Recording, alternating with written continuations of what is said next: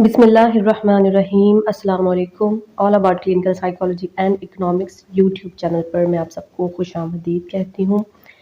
सबसे पहले मेरी रिक्वेस्ट है कि जिन लोगों ने मेरा चैनल सब्सक्राइब नहीं किया है वो काइंडली सब्सक्राइब कर लीजिए और वीडियोस को लाइक ज़रूर किया करें। आज का मेरा टॉपिक जो है वो बहुत अहम है, बहुत ज़रूरी है। तहलील नफ्सी यानी साइको एनालिसिस, जिसको फ्राइड का तरीका इलाज या फ्राइड्स साइकोथेरेपी बोला जाता है। ठीक है, psycho analysis, fried psychotherapy.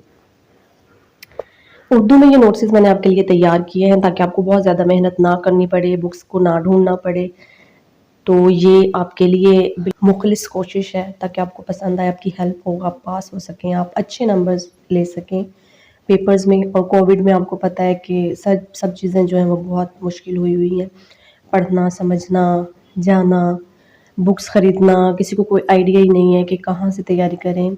Even के कुछ बच्चों के मैसेजेस आए हैं कि उनको यही नहीं पता कि उनका कोर्स आउटलाइन क्या है। मैंने अपने चैनल पे जो अपलोड किया हुआ है वो BZU का कोर्स आउटलाइन है, वो आप ले सकते हैं, MSc पार्ट 1 का और MSc पार्ट 2 का। Clinical psychology. फ्राइड को तहलील नफ्सी तरीका इलाज का बानी कहा जाता है।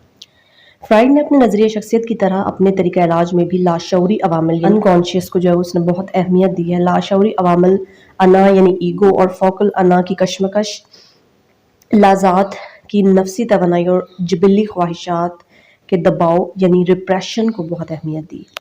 फ्राइड का तरीका इलाज जो है वो इनफरादी तरीका इलाज है, यानी इसमें एक फ़र्द को एक टाइम में हैंडल किया जाता है। तहलील नफ्सी इनफरादी और हिदायती तरीका इलाज है। इस तरीका इलाज में लाशऊरी ख्वाहिशात को जानने की कोशिश की जाती है। अब जहनी बिगाड़ की वजह, अब फ्राइड कहता है कि जहनी बिगाड़ की वजह क्या है, कैसे साइकोपैथोलॉजी जो है वो सामने आती है। फ्राइड का कहना है कि जब फ़र्द की नाआसूदा जिनसी गैर अखलाकी ख्वाहिशात, नाकामी का एहसास, नदामत, खौफ और कशमकश वगैरह लाशऊर में दब जाते हैं तो इनकी वजह से तनाव, तशवीश और दीगर जहनी मुश्किलात पैदा होती हैं। The basic logic of psychoanalytic is that psychopathology results from unconscious conflicts in the individual. Fried क्या कहता है कि जो जहनी बिगाड़ है, जो साइकोपैथोलॉजी है, वो कैसे पैदा होती है कि इंसान वो ख्वाहिशात जो वो पूरी नहीं कर सकता। अब जैसे हम मुसलमान हैं, हम जो सेक्सुअल हमारी थॉट्स होती हैं या नीड्स होती हैं वो हम उनका इजहार नहीं कर सकते खुलेआम। हमें कोई फॉर एग्जांपल दे रही हूँ, अगर कोई पसंद है, ऐसा होता है हमारी सोसाइटी में, अगर हमें कोई पसंद है हम बदमला नहीं कह सकते कि हमें वो फलां बंदा पसंद है या बंदी पसंद है। ठीक है, हम इन चीज़ों को दबा के रखते हैं, छुपा के रखते हैं। तो ऐसे अगर एक्सट्रीम लेवल पे इस चीज़ को ले जाएं, एक्सट्रीम लेवल पे जब चीज़ आ जाती है तो वो जहनी बिगाड़ पैदा कर देती है, इंसान को पागल होने की हद तक ले जाती है। फ्राइड का कहना है कि जब फर्द की नासूदा जिनसी, यानी कि देखिए जिनसी आ गई, नासूदा जिनसी गैर अखलाकी किस्म की जो उसकी ख्वाहिशात होती हैं जिनका वो इजहार नहीं कर सकता, वो उसके लाशऊर में दब जाती हैं। ठीक है, वो उनको खुद प्रेस करता रहता है, लाशऊर में वो दब जाती हैं। ठीक है, तो इनकी वजह से क्या होता है कि तनाव, तशवीश और दीगर जहनी मुश्किलात जो है वो पैदा होती हैं। नेक्स्ट पेज पे हमारे पास है जी रिप्रेशन। अब इसमें बेसिक चीज क्या है कि repression pushes unacceptable thoughts to the ego in the unconsciousness. ठीक है, जो रिप्रेशन है, जो दबाना है हमारा ख्वाहिशात को, वो क्या करता है, वो पुश कर देता है अनएक्सेप्टेबल थॉट्स को, जो कि गैर अखलाकी होती हैं, जिनको एक्सेप्ट नहीं करता ज़माना, उनको उस थॉट्स को वो ईगो में पुश कर देता है, अनकॉन्शियस में। रिप्रेशन अब उर्दू में हम देखेंगे कि इसका क्या मतलब है। एक फ़र्द तशवीश या स्ट्रेस को दूर करने के लिए मुख्तलिफ तरीके इस्तेमाल करता है। ये तरीके अना के दिफाई रद्द-ए-अमल कहलाते हैं। इनमें से एक रिप्रेशन, यानी कि जिनको डिफेंस मैकेनिज्म्स बोलते हैं, इनमें से एक रिप्रेशन है जो नाआसूदा और नाकाबिल कबूल ख्वाहिशात को अना की तरफ लाशऊर में धक्का दे देती है। ठीक है, repressed thoughts lead to abnormal behaviour. अब ये जो मैंने एरो में थोड़ा सा एडजस्ट किया है लाइन में, ये आपको समझाने के लिए है कि रिप्रेस्ड थॉट्स क्या होती हैं, जिनको हम दबा देते हैं अपने ख्वाहिशात को, वो किस तरफ हमें ले जाती हैं, वो एबनॉर्मल बिहेवियर की तरफ ले जाती हैं। चूँकि ये नासुदा ख्वाहिशात लाशऊर में दबी रहती हैं, इसलिए अपने पूरे आबोताब से इसमें मौजूद रहती हैं। इनको ठीक नहीं किया गया होता, ये असली हालत में वहाँ मौजूद रहती हैं। ये दबी हुई ख्वाहिशात और ख्यालात जहनी बीमारी की वजह बनती हैं। फ्राइड के मुताबिक इलाज, फ्राइड के मुताबिक क्या इलाज कैसे होता है, going back to the unconscious to root out unacceptable wants and thoughts from unconscious. ठीक है, अनकॉन्शियस में वापस जाया जाता है क्या करने के लिए कि उसके अनएक्सेप्टेबल जो थॉट्स और वांट्स होती हैं उसको निकाला जाता है अनकॉन्शियस से और उसके कॉन्शियस में लाने की कोशिश की जाती है ताकि उसका जो जहनी बिगाड़ है उसको रिजॉल्व किया जाए और ख़त्म किया जाए। फ्राइड का कहना है कि फ़र्द का इलाज सिर्फ एक सूरत में मुमकिन है, अगर फ़र्द के लाशऊर में वापस जाकर इसकी नासुदा ख्वाहिशात और ख्यालात को बाहर निकाल लिया जाए, जो कि मसला पैदा करने की असल वजह होती है। लाशऊर का तज्जिया करने से ये कैफियत ख़त्म हो जाती है, यानी कि एनालिसिस ऑफ अनकॉन्शियस जो है, एनालिसिस जब किया जाता है अनकॉन्शियस का तो ये कैफियत जो है वो ख़त्म हो जाती हैं और फ़र्द भरपूर अंदाज में समाजी तकाज़ों और अपनी दीगर जिम्मेदारियों को पूरा करने के अहल हो जाता है, यानी फ़र्द बेहतर अंदाज में अपने माहौल से मुताबिकत इख्तियार करने के काबिल हो जाता है। Freud assumed that by this technique anxiety over the past would be reduced. अब थेरेप्यूटिक टेक्निक्स हैं, उसने कौन सी थेरेप्यूटिक टेक्निक्स इस्तेमाल की अपनी थेरेपी में, आगे हम वो देखेंगे। सबसे पहले फ्री एसोसिएशन जिसे आज़ाद तलाज़ुम कहा जाता है। नंबर 2 पे एनालिसिस ऑफ ड्रीम्स, ख्वाबों का तज्जिया। नंबर 3 है एनालिसिस ऑफ रेजिस्टेंस यानी मुज़ाहमतों का तज्जिया और नंबर 4 पर है एनालिसिस ऑफ ट्रांसफरेंस यानी इंतकालियत का तज्जिया। नंबर 5 पे टर्मिनेशन है, यानी कि जहाँ पे थेरेपी को ख़त्म किया जाता है वो लेवल है, नंबर 5 पे आता है टर्मिनेशन। सबसे पहले हम नंबर 1 पे आज़ाद तलाज़ुम यानी फ्री एसोसिएशन को पढ़ेंगे, समझने की कोशिश करेंगे। ये तहलील नफ्सी तरीका इलाज का सबसे पहला मरहला है, इसमें मरीज को आरामदेह हालत में बिठाकर जहनी और जिस्मानी आसूदगी की हालत में लाया जाता है। फर्द को अपने ख्यालात बयान करने को कहा जाता है, जो कुछ भी मरीज के जहन में आता है इसे बगैर किसी झिझक के बयान करने को कहा जाता है। बाज़ औक़ात फर्द के जहन में ऐसे ख्यालात आते हैं जिनको बयान करने से मरीज शर्माता है। इस मौके पर मुआलिज का काम होता है कि वो मरीज को हौसला अफजाई करे और उसे कहे कि जिस तरह के ख्यालात भी इसके जहन में आ रहे हैं इन्हें रोकने की कोशिश ना करे और इनका इजहार बिला रोक टोक करता जाए। मुआलिज मरीज को एतमाद में लेता है।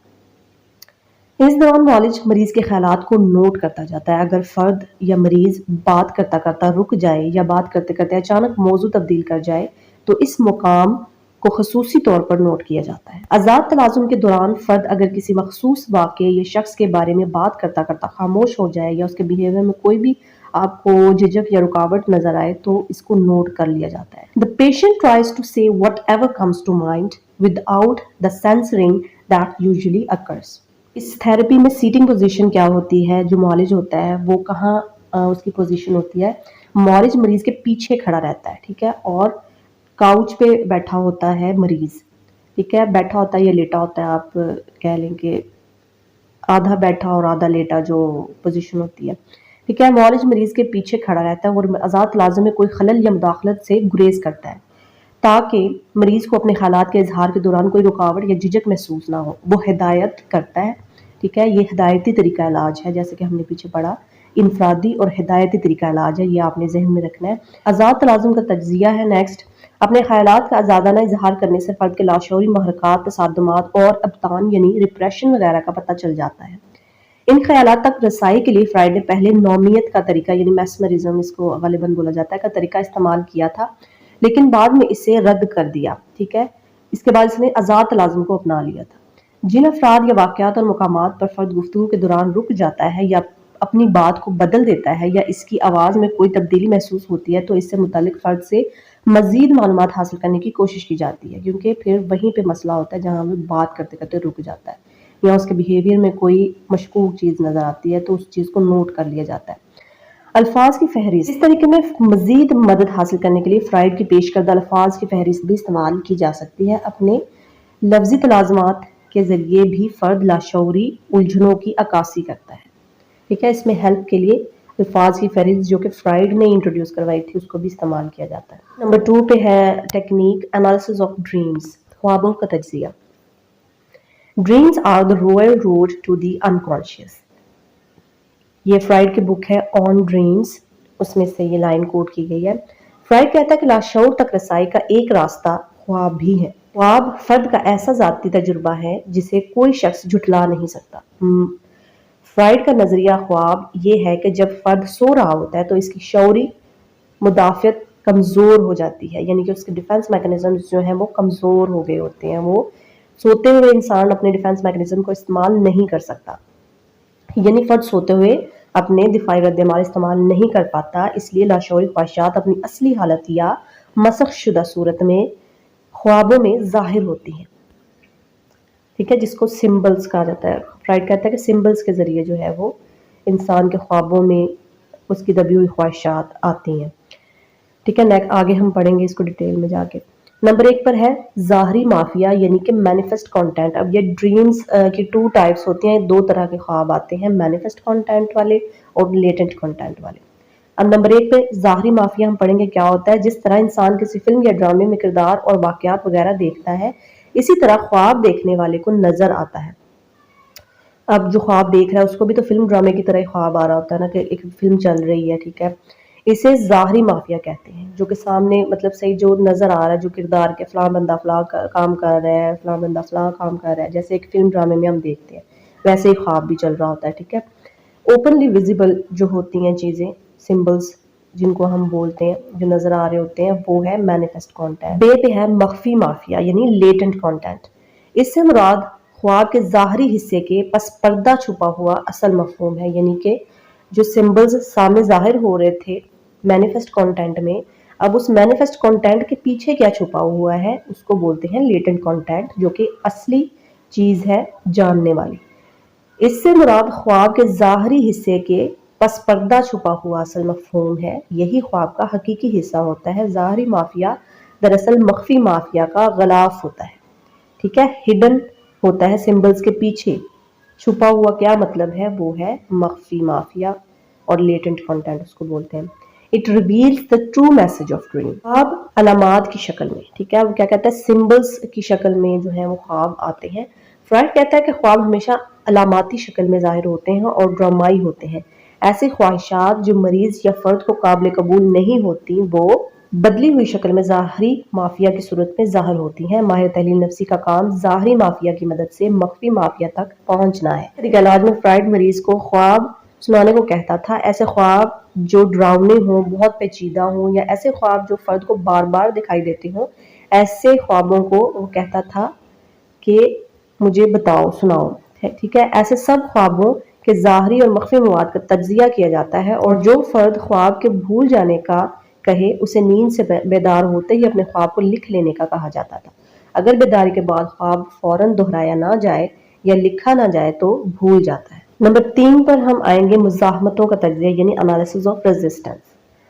خوابوں کے مواد اور آزاد تلازم میں خیالات کے اظہار سے فرد کے متعلق کافی مواد اکٹھا ہو جاتا ہے. خوابوں کا تجزیہ کرنے کے دوران بھی فرد کی شعوری اور لاشعوری خواہشات سامنے آتی ہیں، اور خیالات کی وضاحت یا اظہار کے دوران اگر فرد جھجک اور ندامت کا اظہار کرے یا پھر ان کے بارے میں بات نہ کر سکے تو اسے مزاحمت یعنی ریزسٹنس کہا جاتا ہے. وہ واقعات جو فرد کے لیے شرمندگی کا باعث ہوں شعور میں داخل ہونے سے روک دیے جاتے ہیں، جسے مزاحمت کہتے ہیں.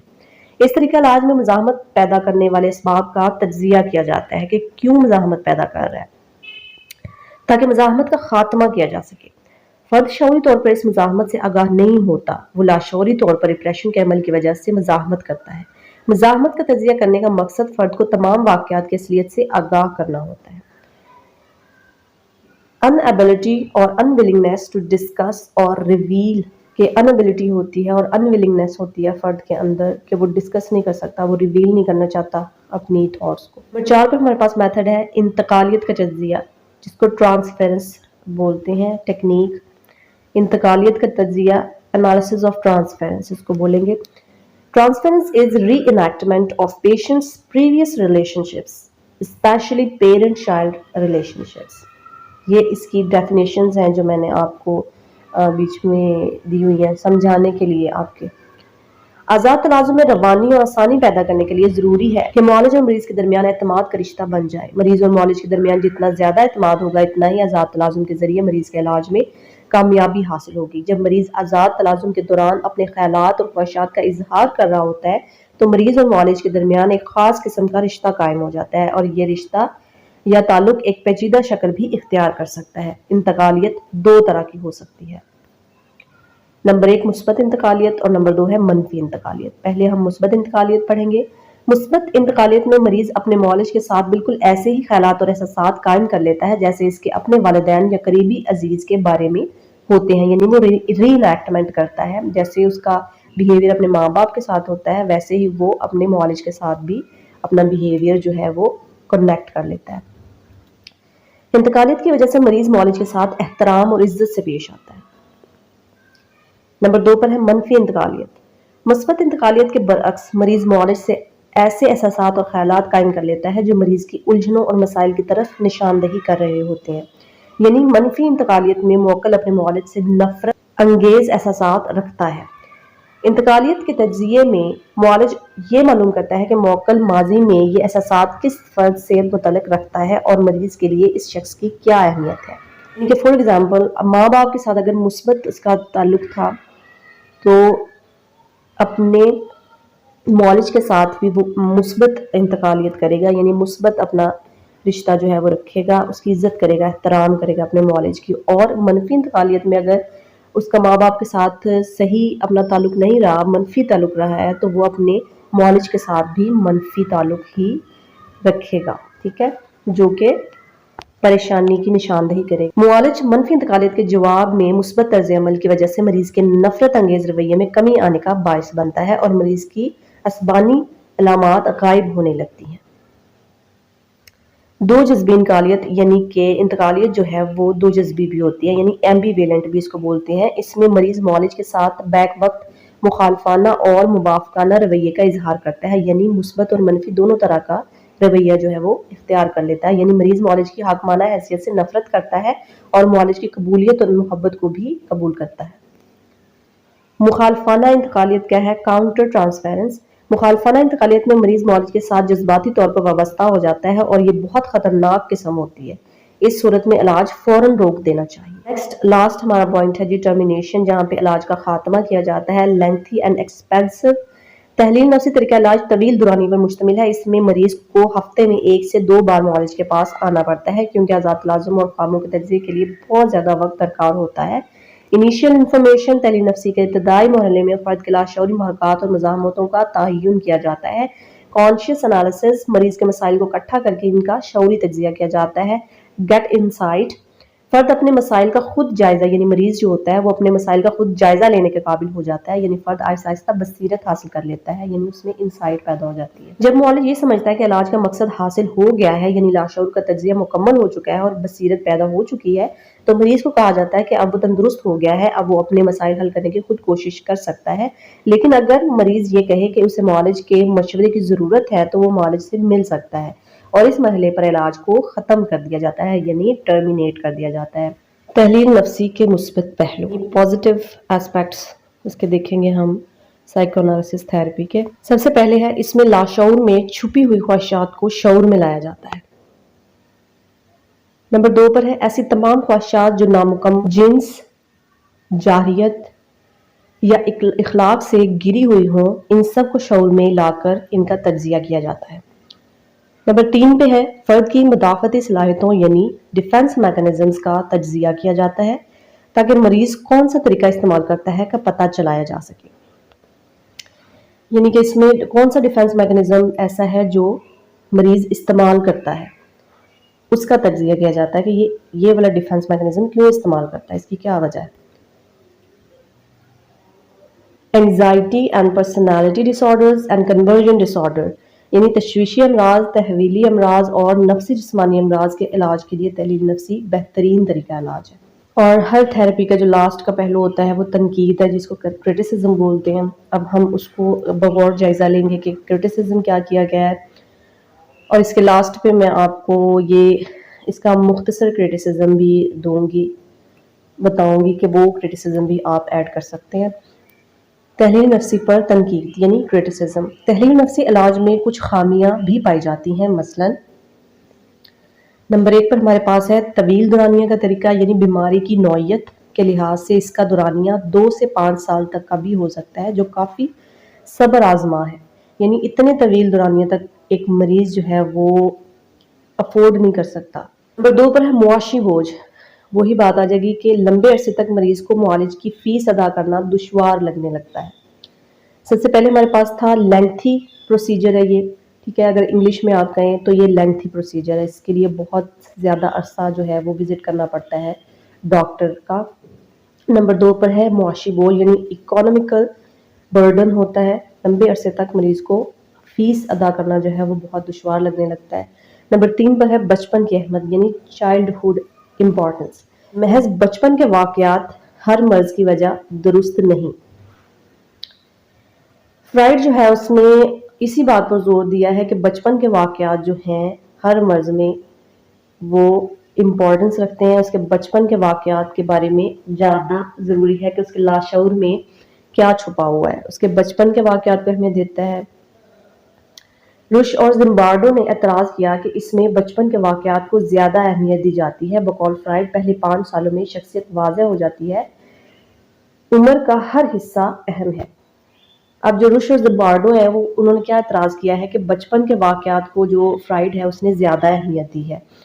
اور فرائڈ نے کہا کہ پہلے 5 سال جو ہوتے ہیں بچہ جو ہے اس میں شخصیت کی ڈیولپمنٹ ہو جاتی ہے، ٹھیک ہے، اور عمر کے ہر پہلو میں وہ وہی چیزیں یا کریکٹرسٹکس جو ہے وہ شو کرتا ہے.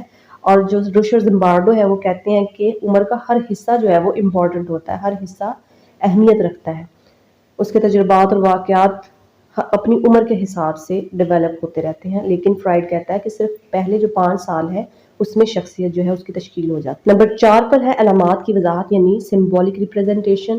فرائڈ کا کہنا ہے کہ بہت سی غیر اخلاقی خواہشات علامات کی شکل اختیار کر لیتی ہیں. ان علامات کی تشریح کے لیے فرائڈ کا اپنا نقطہ نظر ہے، اسے دیگر ماہرین متفق نہیں. اب جو ان علامات کی تشریح ہے وہ فرائڈ نے اپنے نقطہ نظر سے کی ہوئی ہے، اور یہی جو ہے وہ تنقید کی وجہ ہے کہ آپ جو فرائڈ ہے اس کے نقطہ نظر سے ہر چیز جو ہے وہ نہیں دیکھی جا سکتی. کسی علامت یا سمبل کا اور بھی مطلب ہو سکتا ہے، صرف وہی مطلب نہیں ہو سکتا جو فرائڈ نے اپنے نقطہ نظر سے واضح کیا ہے یا دیا ہے.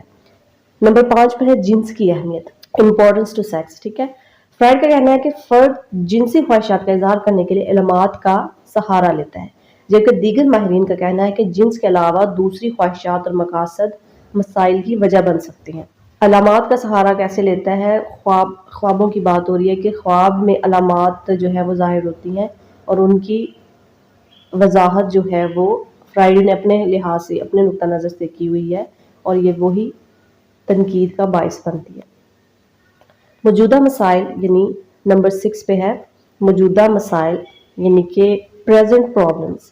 تحلیل نفسی طریقہ علاج میں فرد کے موجودہ مسائل یعنی اس کے حال کے مسائل کو نظر انداز کر کے محض ماضی کی چھان بین کی جاتی ہے، یعنی کہ اس کے بچپن میں کیا تھا اس کو جاننے کی کوشش کی جاتی ہے.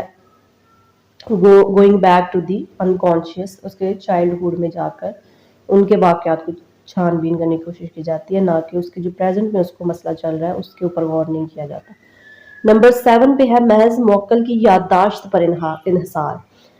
معالج کو علاج کے دوران موکل یا مریض سے ملنے والی معلومات پر ہی یقین کرنا پڑتا ہے، جو مریض بتاتا ہے اسی بنا پر علاج انحصار کرتا ہے. وہ سائیکو انالیسس میں یہ بھی ایک تنقید کا باعث ہے کہ صرف آپ مریض کی باتوں پر اکتفا نہیں کر سکتے، اس کی باتوں پر یقین نہیں کر سکتے. وہ ہو سکتا ہے جھوٹ بول رہا ہو سکتا ہے کوئی اور وجہ ہو، کیونکہ اس کا مینٹل لیول ہی ٹھیک نہیں ہے نا، وہ بالکل آپ اس کی باتوں پہ یقین نہیں کر سکتے. کرٹیسزم، اگر آپ مرکزی خیال میں آ جائیں تو کرٹیسزم ایک یہ بھی ہے کہ فرائڈ کے نظریات پر بہت زیادہ تنقید ہوئی، مگر فرائڈ کے پیروکاروں نے اس کا بھرپور دفاع کیا، یعنی کہ اس کے جو فالوورز تھے اس کی بات ہو رہی ہے.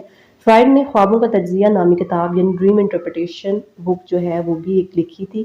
فرائڈ کے ہم اثر یعنی کہ اس کے جو ساتھ پہلے کام کرتے تھے جس میں یونگ آتا ہے نے فرائڈ کے ساتھ مل کر کام کیا، مگر اس کی انتہا پسندی کے باعث اس سے الگ ہو گیا، ٹھیک ہے، اور نیو فرائڈین کہلایا.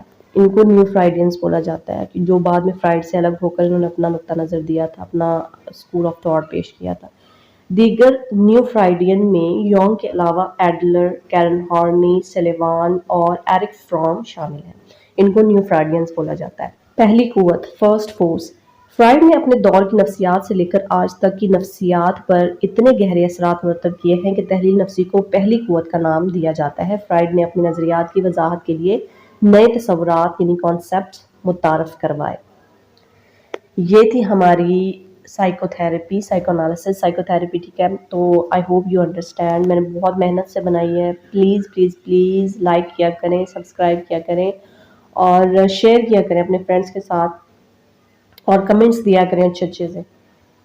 کچھ بتایا کریں مجھے، کوئی موٹیویشن ہی دے دیا کریں. میرا کام کو سہرا کوئی تعریف ہی کر دیا کریں، جھوٹی موٹی کر دیا کریں، اچھا لگتا ہے. ٹھیک ہے.